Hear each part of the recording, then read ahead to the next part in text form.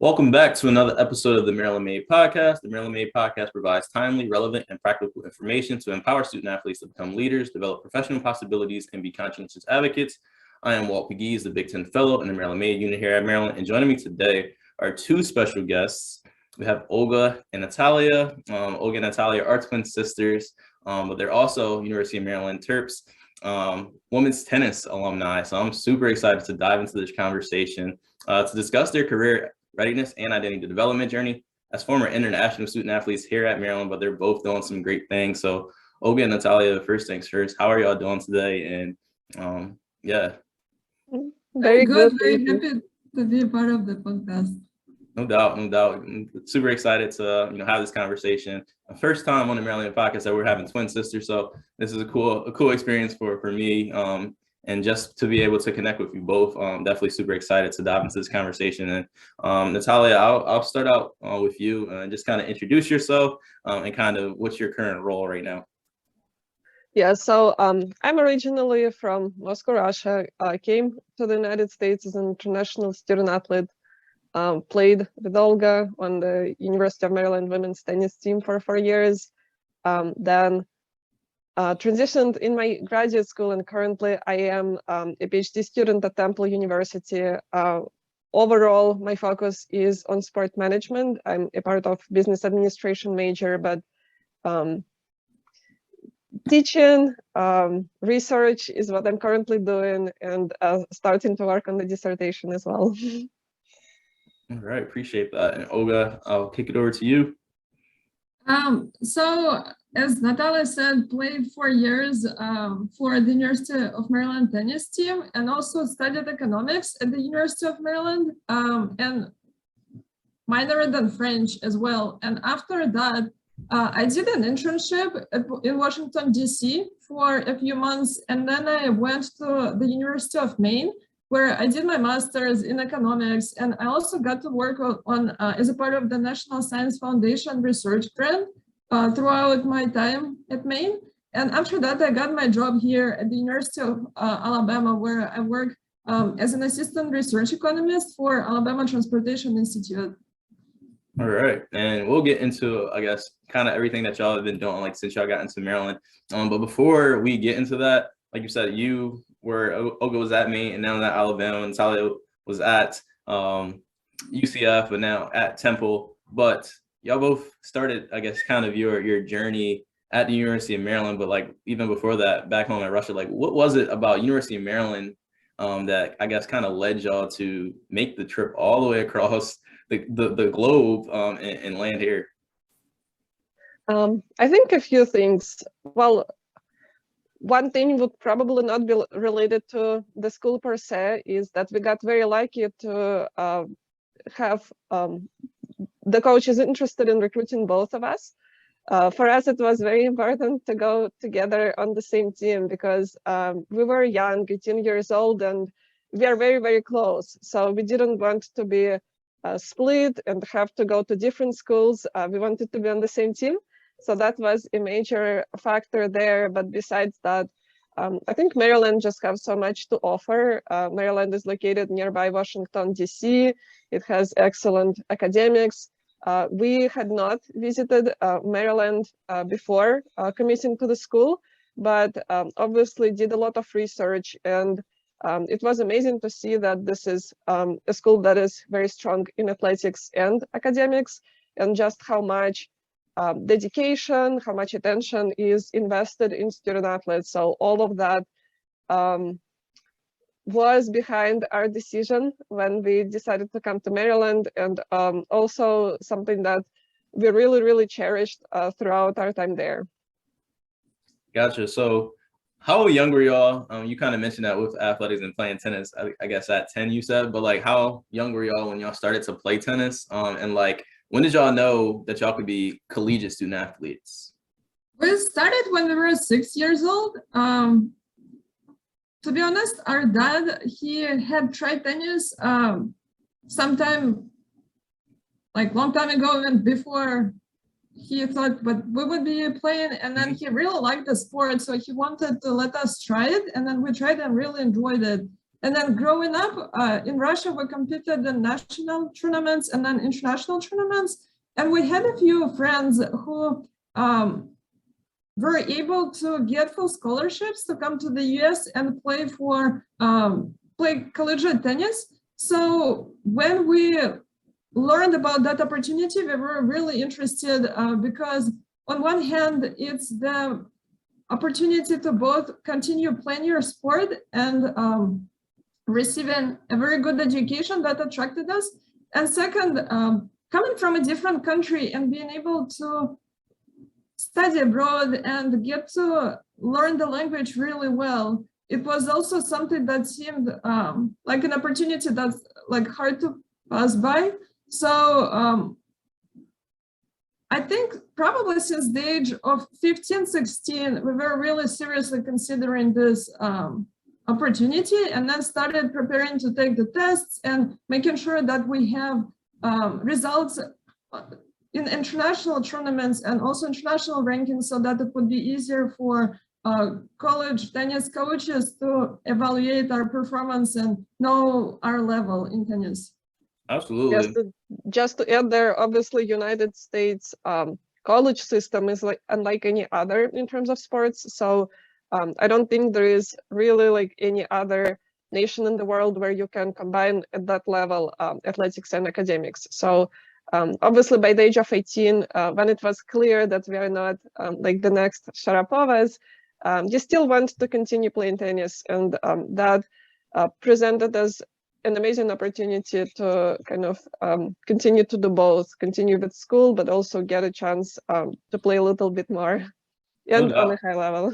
I gotcha, for sure. And hearing y'all like speak about that, it seems like y'all were super, I guess, aware and like understood like the different opportunities that I guess going to college in America kind of could, you know, provide you with. So kind of speak to that in terms of like, what were some of your goals, I guess, once y'all made the decision that I'm going to pursue this, you know, career of being, I guess, a college athlete, but like, what were some of y'all like goals academically or even like athletically as well? Yeah, I guess I'll start on this one. So for me, honestly, I guess I will start with athletics. In Russia, like we were always, basically tennis is a very expensive sport. So when we came to the United States, we never had really like such high quality of equipment, and coaches are always around, and you always have training in great facilities, and you get to compete and travel with the team every weekend. This type of organization and like this high quality of training and competition, we never really had it back home. So when I came here, like athletically, I just wanted to try and develop to the best of my ability as an athlete, because I really enjoyed playing tennis. So I just enjoyed the opportunity to play at that high level. And academically, to be honest, at the beginning, I wasn't quite sure what I wanted to do. I think another unique characteristic of United States education that I realized is very valuable is that gen-ed component, where you can take different courses and kind of figure out what you want to pursue. In many other countries, oftentimes when you go to university, you have to already know what is the major that, what is the specialization that you will have. So for me, I guess the first couple of years was just figuring out what I'm interested in, and then I settled at having two majors. One was French, and the other one was something that I designed through the individual studies program. It was called Sport and Society, but basically drew on courses offered through several different departments, including kinesiology department and American Studies, sociology, journalism, different courses related to social issues, as well as intersecting with sport. And I guess toward the end of my time at Maryland, I realized that I wanted to continue the sport management route and go to grad school. Okay. For me, it's somewhat similar. I just also wanted to add that growing up, we definitely competed at many national and international tournaments, but we had never had any experience playing as a part of a team. So when coming to Maryland, it was also, the goal was to develop as an athlete and also as a team player, because that was a new component to us. And it was fun to get to play to train with a lot of different people and compete with different people, and also to play doubles with many different partners, because growing up we mostly played doubles together. So that was also new experience for us. And then academically, I thought going to college, I thought that I knew what I wanted to do, but I ended up changing my major several times, and then decided to stick with economics because I really liked it. Kind of kept going after graduation with economics. Gotcha. And I think that is kind of unique in terms of like playing a team sport. And like I feel like tennis is generally thought of as more so an individual sport, and then potentially if you play doubles and you have that one partner, but being able to kind of compete on a team in one of those sports, I think is a super cool experience that you know, college athletics offers. And both of you, I believe, mentioned minoring in French. Is that correct? What about French? Like what I actually, French was kind of the language I took the longest. So I started my first French class in 5th grade and then take it all the way up to 12th. So I took like French class for about 7 years myself. But like, what was it about French that kind of drew both of you to that minor? Yeah, so we actually went to a French school in Russia. Okay.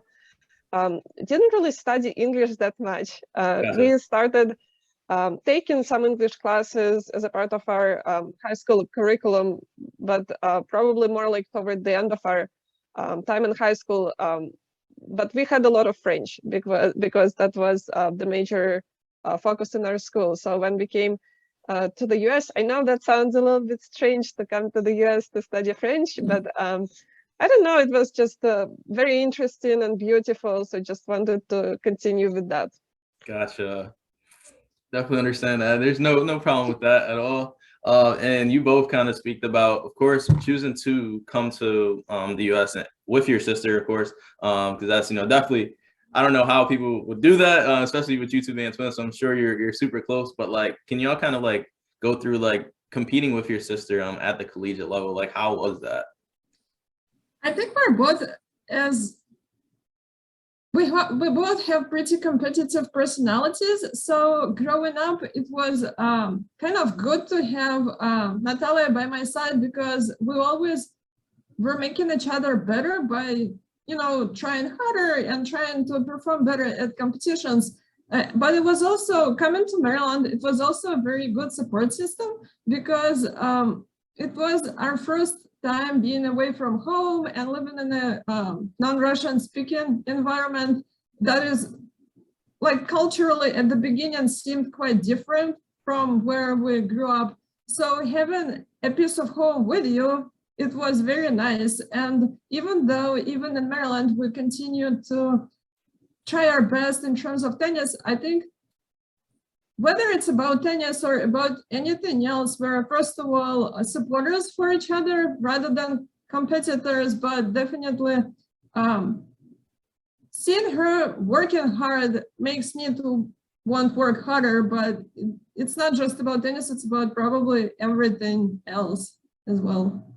Yeah, and then just to add there, I definitely agree. I feel like we kind of like grew up almost like as a unit. So it was always combining friendly competition with actually supporting each other throughout our lives, not excluding Maryland. But then at Maryland, our team was very international. We had a lot of players from other countries as well, such as Slovakia, Ukraine, France, South Africa, the Netherlands. So I feel like many were through the same challenges, because it is challenging to get to a new country, to go to school, have everything in a new language. So I think we all kind of supported each other. So we definitely supported each other as sisters, but then there was also a lot of support within the team as well, between other girls. Absolutely. And like one of our pillars here at, you know, Maryland and in the Maryland May unit is like identity development. And definitely it's a tough thing for all student athletes, of course, just because of, you know, trying to understand who they are outside of their sport. But it was possibly even heightened for you both as international student athletes. But like, what were some of those struggles that y'all may have struggled with? And then kind of like, How did y'all like ultimately overcome some of those struggles? I think at the beginning, definitely language, because I mean, we never really had to speak English back home. So when we came here, language was a bit of a struggle at the beginning. But then I think just it sounds a little bit cliche, but time management, having to combine athletics and academics does take a lot. So you really have to think about how you manage your energy, how you manage your time, making sure that you take time off when possible, but also really pushing yourself hard in other moments. So figuring out what is the right balance that works for you was probably challenging itself. For me, it was also, besides the language and besides some of the challenges that I guess are common for people that are coming to a new country, new environment, trying to adjust to the new culture. For me, it was also the fact that you have to give 100% as a student and also as an athlete, and also preferably to do some extracurricular stuff as well, because growing up back home, we always have been like good students in school, but we were homeschooled for the last 2.5 years. So our primary focus at that time was tennis. And coming to Maryland, as Nataliya said, time management was really critical, because you had to be really committed to both tennis and school at the same time, and both were taking a lot of time. So I think that's something that was challenging at the beginning, a little easier to manage towards the end, but also for all student athletes that have that experience, I think it's such a great preparation for anything you do after that, because no one just, or most people, they don't just work, they also have other things in life that they dedicate their time to. And knowing that you can manage multiple commitments and be equally serious about all of them and find ways to be successful, I think it's really important. Absolutely. And I think that's kind of something that separates student athletes like on job applications, right? Like getting student athletes to kind of understand that, like, to balance one, being a student, and then also you have to, be an athlete, balancing that. And then plus kind of, so what you were talking about, like still being able to get involved in like extracurricular activities and joining clubs and different things like that to kind of build their resume. But I think that's, super, super valuable for all student athletes to know. And then kind of like you both kind of chose different paths, like Nataliya with the sports and the social type of career, and then Olga economics. Like when did y'all, I guess, when in your college journey did y'all kind of start to like envision what your future will look like? And I'm sure for y'all, like being an international student athlete, there's a lot of different things. I've been learning a lot with Tim, who works a lot with our international student athletes in terms of like CPT, OPT, and things like that. So it's a little different for y'all. So I feel like y'all may have had to figure that out earlier, but like when in your journey did y'all kind of start to put together what your next steps will be? Yeah, I guess for me, that was toward the end of my career as a student athlete. In reality, at the beginning, I always wanted to try myself as a tennis coach. And I did. I coached for a year, actually, at Junior Tennis Champions Center, where Maryland plays their matches and I think trains as well. At least we trained there. So I tried that, and then I realized that I still want to try maybe something else. But still wanted that to be in the world of sports. And a teammate of ours, Ronnie Van Berlo, who I think she was a senior when we just came in. So we were freshmen, she was a senior. After graduating from Maryland, she went to UCF DeVos sport management program and spoke about it very, very highly because there is just so many experiences that goes into being a student in that program, and sounded like a very interesting opportunity. So I decided to try that. So this is how I found myself at UCF, and then I just decided to keep going by like the stuff after master's. So yeah, that's why I'm at Temple at the moment. Gotcha. When I was at Maryland, I was actually pretty late in terms of deciding and sticking with the major, because I also started with a kinesiology major, but then I was undecided for some time. Then I majored in French, and then I tried an economics course, and that was already halfway through my junior year when I thought that, oh, that's something I really enjoy, and it kind of makes sense to me. Probably I should study it. And the academic advisor at that time, she was actually recommending not to go down that route, because she was saying that I'm already pretty late in my college career to pick a major that is pretty quantitative and complete all the, if I want to complete all the core requirements on time. But then I kind of took a chance, and it worked out. I graduated, was one of the top students in the department, and was looking for a master's program, and I particularly wanted to have a master's program with a strong emphasis on research experience, because that's what I was interested in. And then I had several options, but the University of Maine had the opportunity to work as a part of a research grant through the National Science Foundation, which provided the opportunity to be involved with the same project throughout 2 years. So I had a chance to complete 2 research projects from the beginning until the end. And I think that was really something that stood out to me when I was choosing where to go for grad school, and definitely funding as well, because at the graduate level, if there are research opportunities, sometimes you might be able to get full funding for studies. So I was able to get that, and that was very helpful for me. And after Maine, was looking for a job, and on LinkedIn saw the position at the University of Alabama, which seemed very interesting to me. So I applied, and that's how I got here. I gotcha. And I'm kind of the same with y'all in terms of like finding like a grad program that like matched kind of what I wanted to do, but also finding a graduate assistant position that was fully funded. So that was a huge decision for me personally as well. But for y'all, right? Like, did y'all know, I guess, like since y'all were freshmen, that you wanted to kind of stay in the US, or like was going home ever like in your plans? And y'all also split up too. Like one, you went to Nataliya, you went to Florida, and then Olga, you went all the way up north to Maine. So all the way, you know, kind of down and up the East Coast. Honestly, coming to Maryland, we were really excited that we have this opportunity to study abroad, but at that time we didn't really plan very much ahead.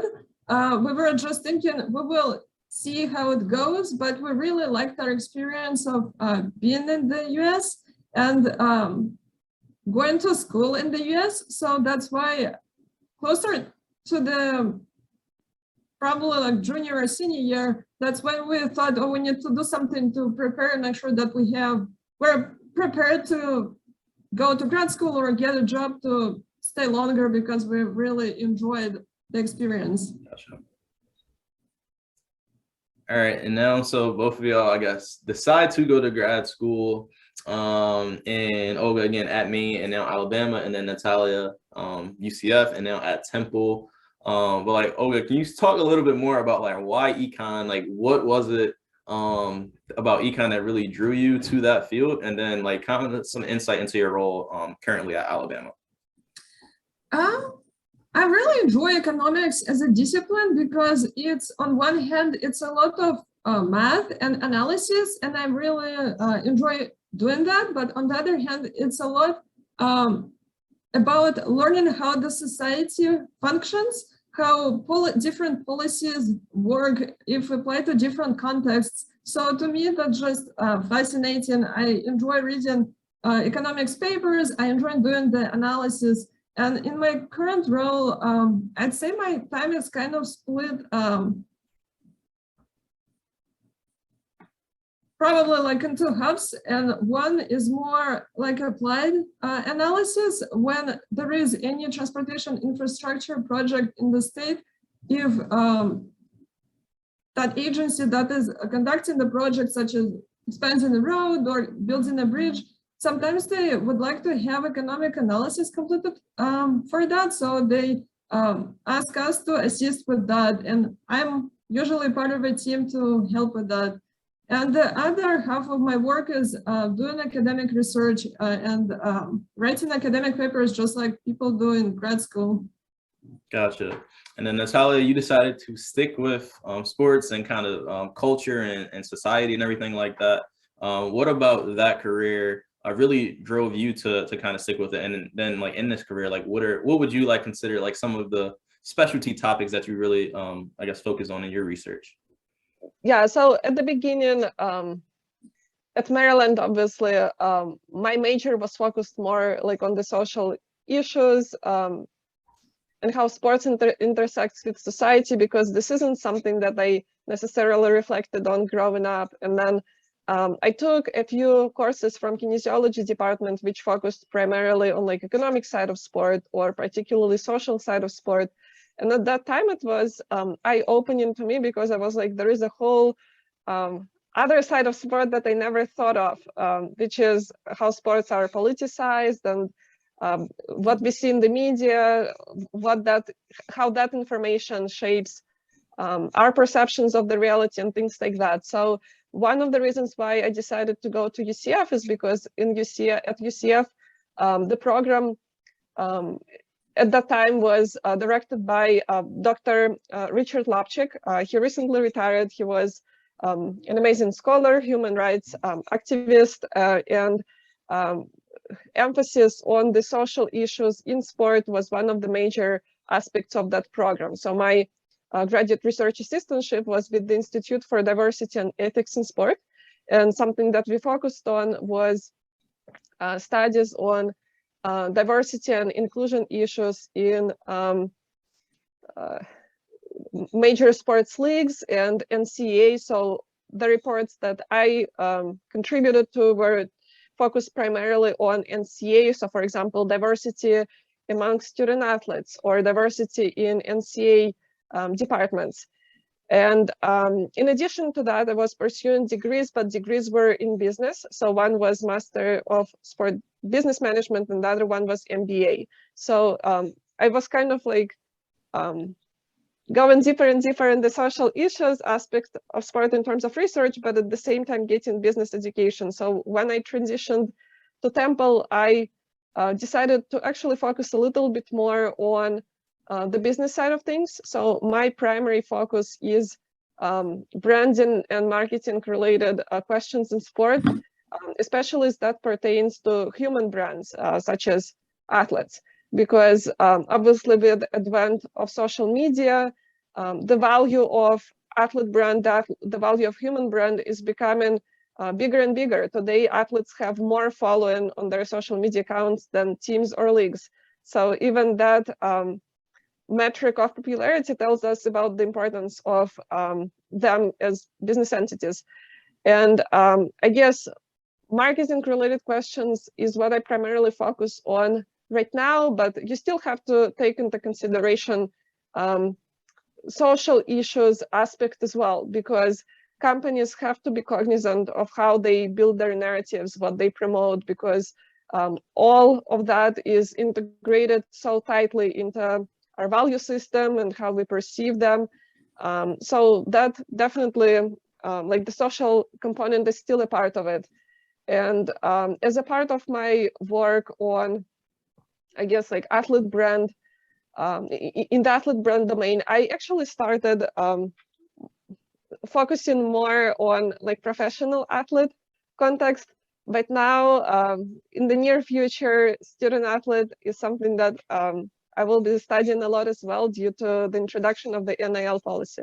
No doubt, man. Like name, image, and likeness. I mean, I was definitely going to get there. In terms, it's so important though, like you said, like the human branding piece of it. And traditionally, like we would think of it for the professional athletes, because those are the ones that were able to benefit off their likeness and off their name to be able to build their personal brand. But now it's kind of trickled in to the collegiate athletics now with NIL. And Olga, I'll ask you this question, but Nataliya, I'll definitely let you kind of dive into this as well. But like Olga, like when you, I guess, heard this, I guess it was this past July that college athletes will be able to be paid for their likeness. Kind of what went through your mind as a former student athlete? I think it's like I have mixed opinions about it. Probably Nataliya would be able to speak about it from more like sports management scholar perspective. But from my perspective, just as a former student athlete, on one hand, I think it makes sense because there are so many teenagers and young adults who enjoy being influencers on social media. So I think it's fair if athletes can use that as an opportunity to build their brand and benefit from that. On the other hand, we also have to remember that those are young adults that also represent universities. And I think it's important to consider what amount of money we're talking about when we're talking about those contracts, because as a young adult and some people go to college, they're still teenagers, and you have that new environment where you're now a college student, plus you are now a student athlete and you have a lot of visibility, plus if you can benefit from financial contracts with some sports brands or other brands, it's a lot on your plate to manage and make sure that you are being careful about how you manage that. So I think definitely a lot more research has to be done, not just from the perspective of sports management and brand, but also from the perspective of psychology, how beneficial or how difficult is that for college students. No doubt. And I think like the education piece, like you said, Olga, is so important, and kind of like make sure that they understand like taxes and understand just, kind of how to budget and how to really truly make sure that the contract that they're signing is a good contract for them. So definitely can see that, and definitely think the emphasis on education definitely is important with this new, I guess, landscape of college athletics. And then Nataliya, like you're studying this currently right now. I saw that you like received an NCAA grant for your research in terms of like this NIL work, but kind of I guess what's your take on everything? I guess it's a lot going on, but like kind of how do you see this, I guess, changing college athletics?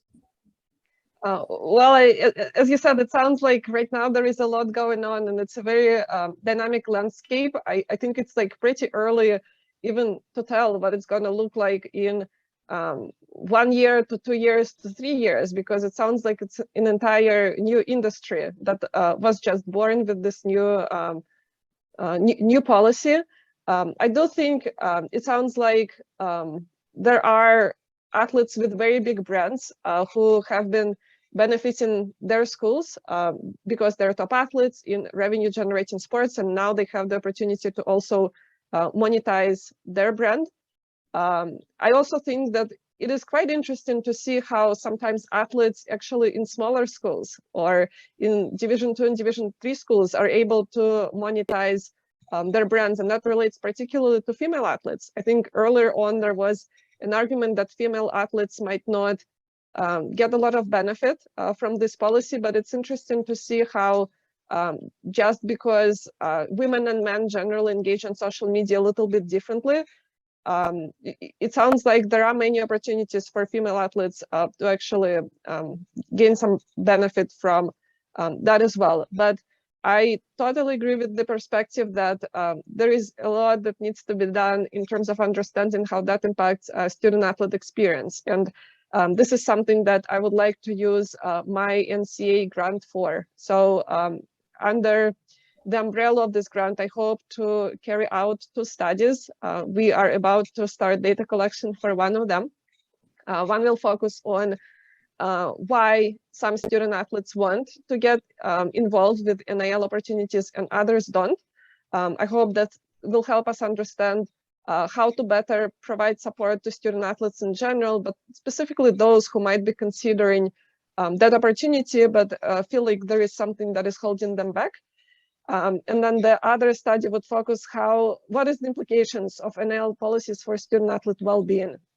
Like more specifically, how is that now integrated in their everyday life and experience? Because back when we were student athletes, you pretty much and you know as well, I'm sure you pretty much split your entire time between school and training or competition. So at what point does personal branding come in? Like, when do you have time to get involved with search of those opportunities, all this paperwork that entails, making sure that you stay on top of the things in terms of taxes and things like that?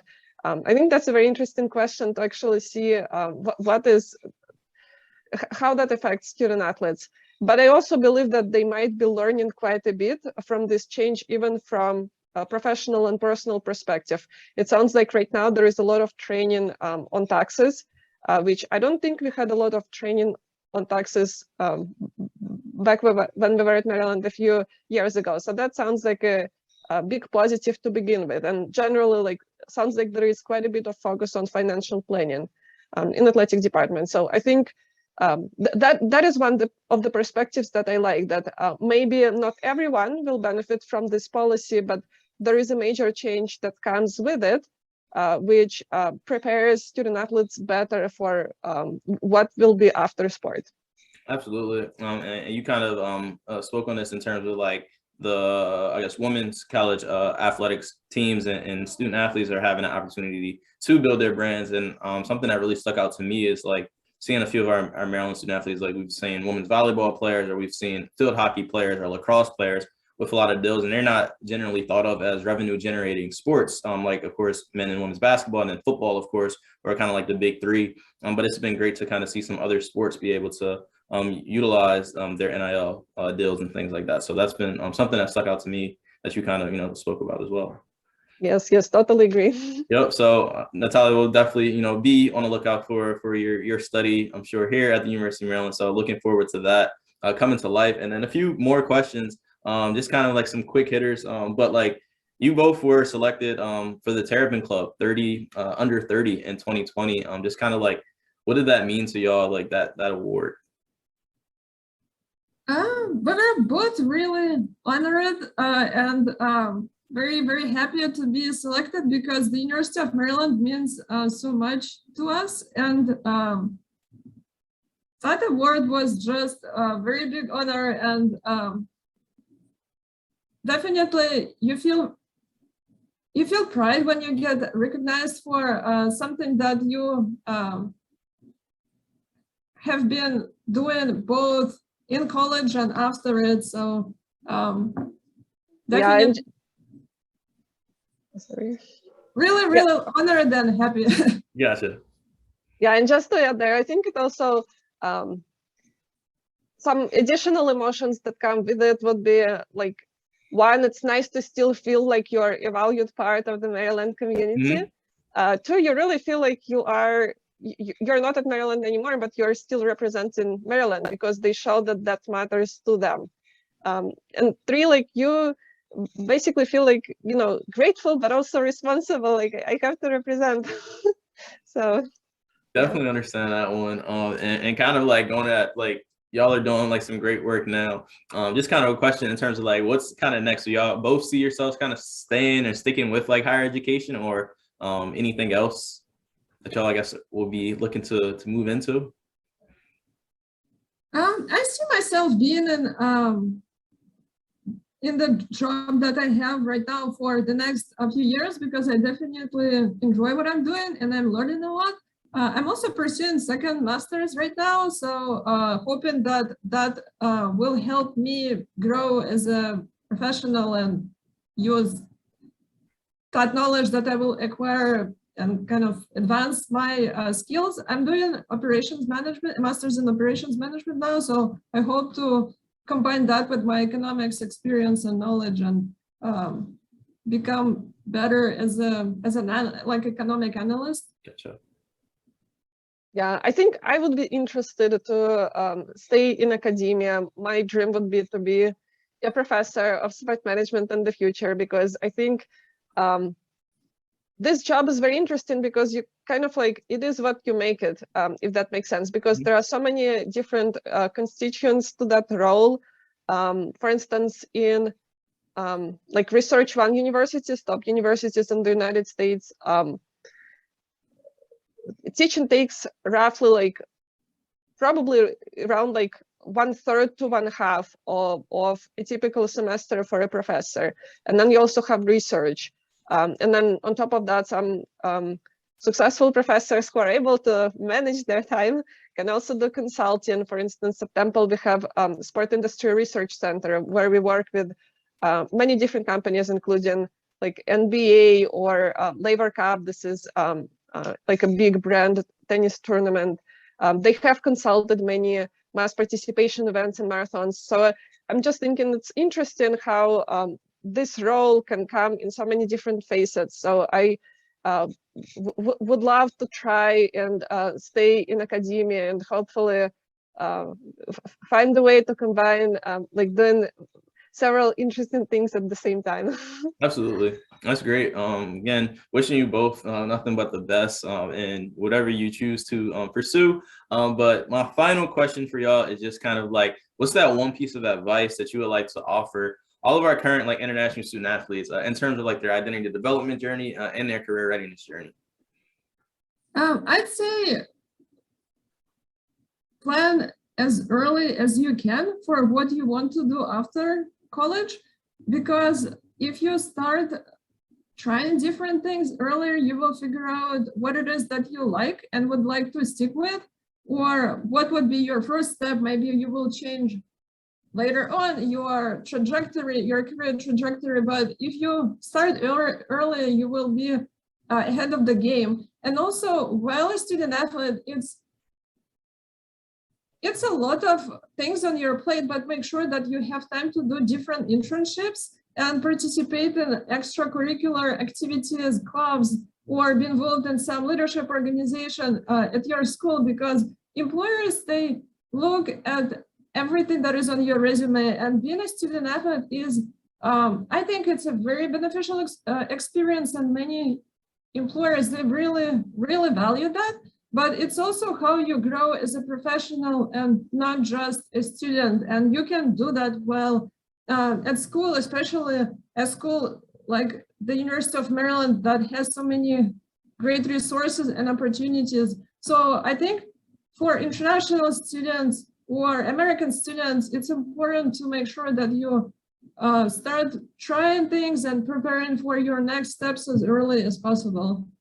Yes, and I would totally second that. I think it is important to plan ahead as early as possible, just thinking, where would you like to be after getting this bachelor's degree? What would you like to do in what country? I also think something to consider for international students in particular is when they come from a particular country, maybe in Asia, maybe in Europe, we have certain understanding of like what we want to do. But then at Maryland or in the United States in general, there are many other opportunities that we maybe haven't thought of, and many other industries that we just haven't considered. So just being open-minded and making sure that, especially early in college career, investing time not just in training and going to classes, but also maybe going to advising sessions, or maybe going to